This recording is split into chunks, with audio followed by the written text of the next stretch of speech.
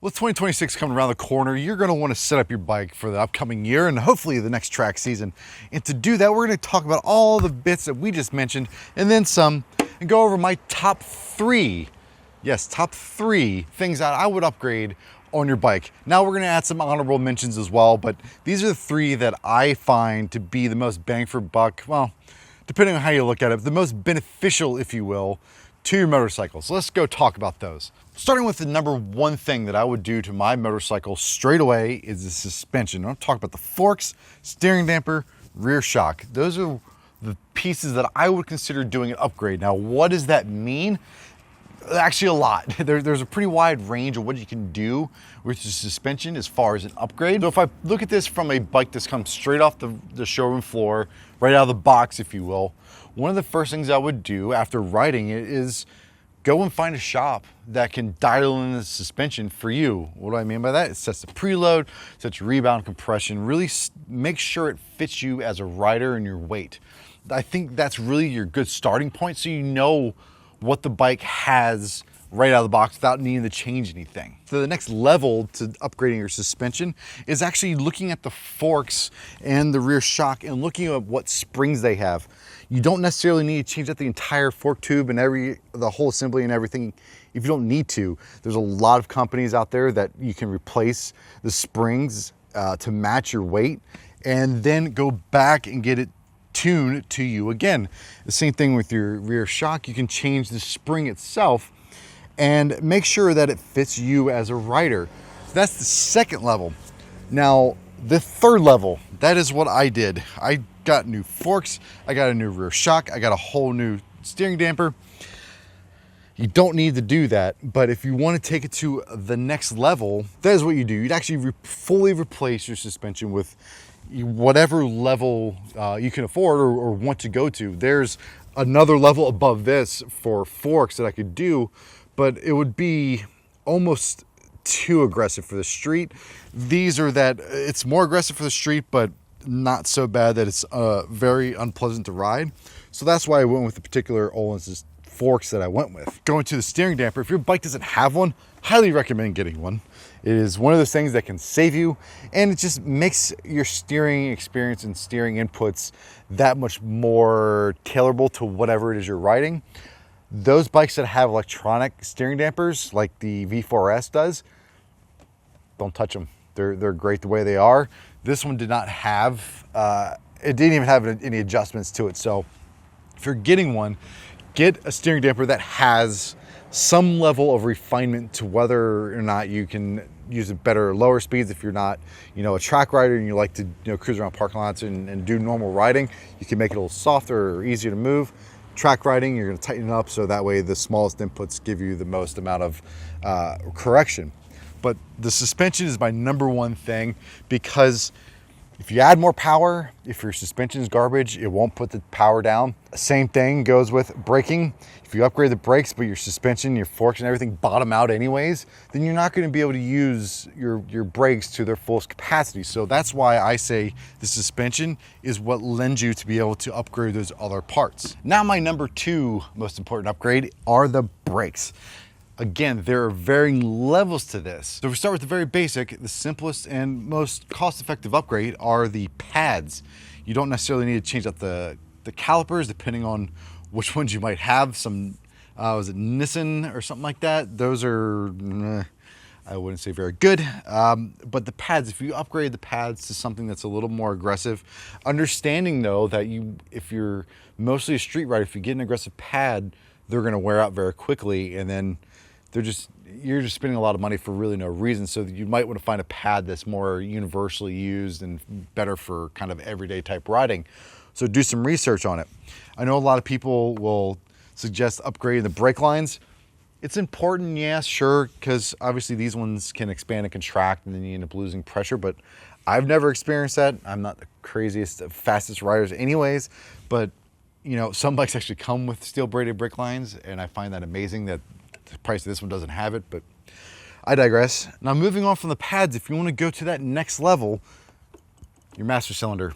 This master cylinder, the Corsa RCS 19 millimeter master cylinder, is very good. when people ask whether you want a 19 or 17, 18, whatever millimeter, know that the higher the number, the more pressure is going to be applied. So if you're someone that really likes to finesse your brakes and really feather them and feel the progression, the lower one, like the 17 millimeter, is for you. I like really hard brakes to begin with and kind of work from there. So that's why I went with the 19. I also plan to upgrade the calipers to the GPMs, and those are supposedly really good matched with the 19 millimeters. So it's kind of pick your preference, but I think bang for your buck, this master cylinder is around $300, $400. I know some are cheaper. You don't need to go with the RCS. If you just go the next level above what you have, depending on your bike, you're going to notice a massive difference, and it's not going to break the bank, and they're not really hard at all to install. So if your level 1's your pads, your level 2 is your master cylinder. Kind of go with level 2, honestly, if you want to change out your rotors. I went with the Brembo T-Drive floating rotors. Is it going to improve everything? You're not going to notice a massive difference right away, obviously. I swapped them and I didn't really notice any difference. But when you're pushing it and you're really pushing it, you're going to notice that difference in that performance in those rotors. And then finally, your level 3, you totally change out your calipers. Say you just have some garbage calipers, or you're like me, you just want to go up to the next level, whether you need it or not. You can change out your whole caliper, change out all your brake lines, your master cylinders, and just get rid of everything and upgrade it to the next level up, or even a level above that. Your rear caliper, same thing, change that out, and along with your pads and your rotor as well, and you'll have just the ultimate braking system.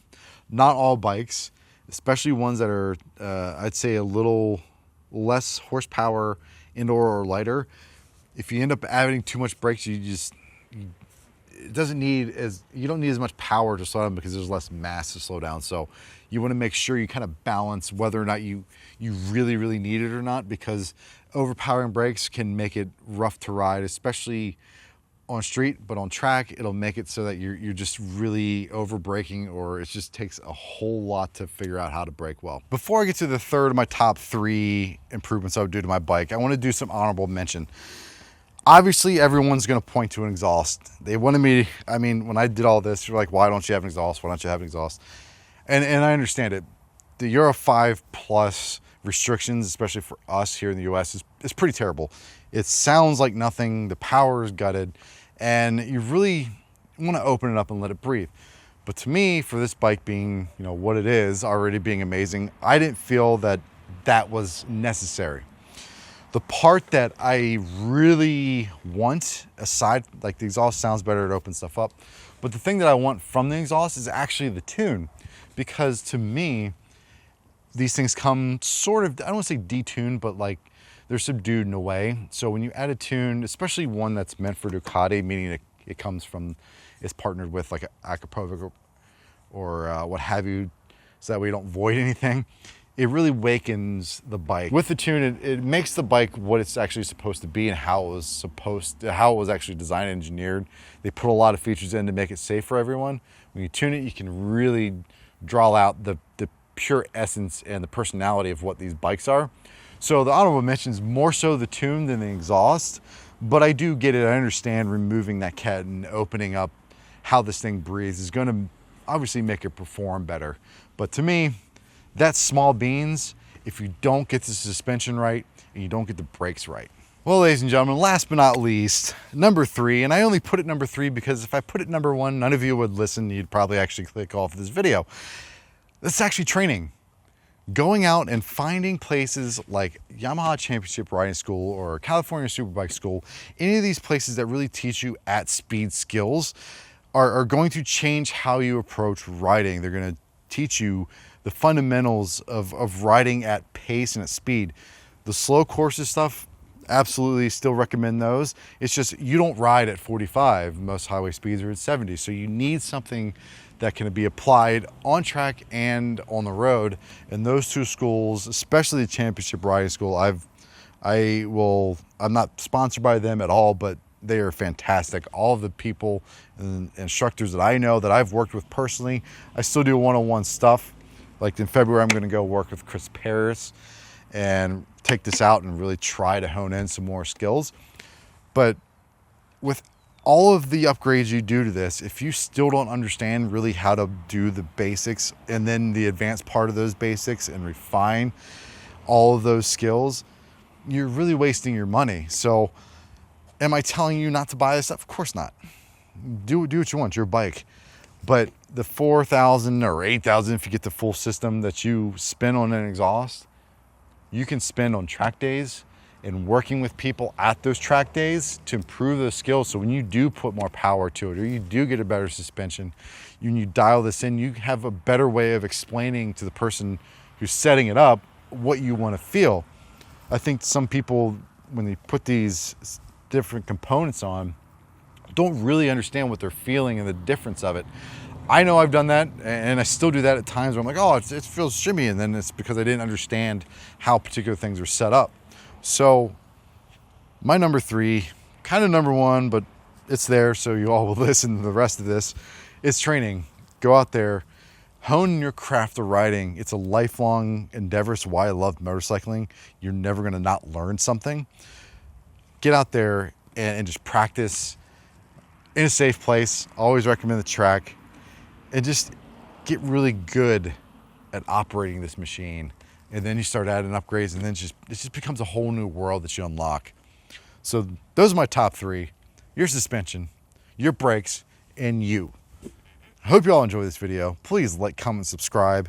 2026 is coming, and I'm very excited. We got an exhaust we're still going to put on. We got a lot of training coming up next year, and I'm pretty excited to see what other transformations I might do to this over the next year, especially with the body. Yeah, a lot of you aren't a huge fan of the wrap, but we got some stuff coming. But with that, hope you all had a good one. We'll see you in the next video. Have a happy new year. Bye-bye.